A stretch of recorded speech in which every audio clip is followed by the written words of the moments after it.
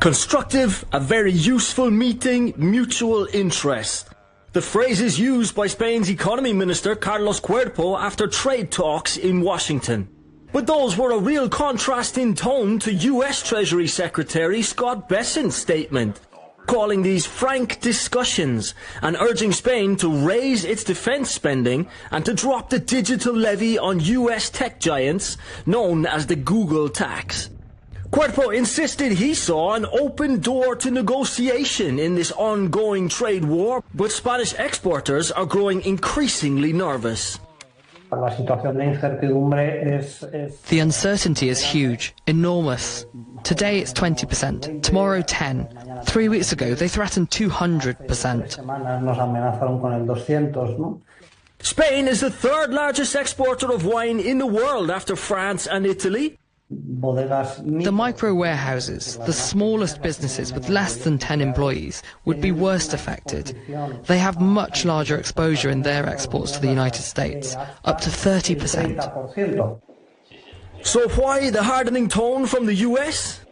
Many analysts point to Spain Prime Minister Pedro Sanchez's recent visit to Beijing, where the delegation talked up closer ties between Spain, China and the European Union. Bessent said that would be like cutting your own throat in Washington, a warning that Sanchez brushed off, saying Spain favoured multilateralism, understanding and free trade. Spain aims to be friends with both Beijing and Washington, but Cuerpo's cold White House reception reflected the wider EU dilemma as it walks a trade tightrope between the world's two largest economies. Cuerpo has said that Europe needs to stand together.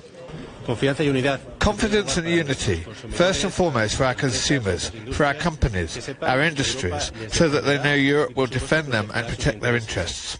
Trump's main grievances against the EU include European film quotas imposed on Netflix and other streamers, pharmaceutical companies' treatment, aid to Airbus, and the Google tax.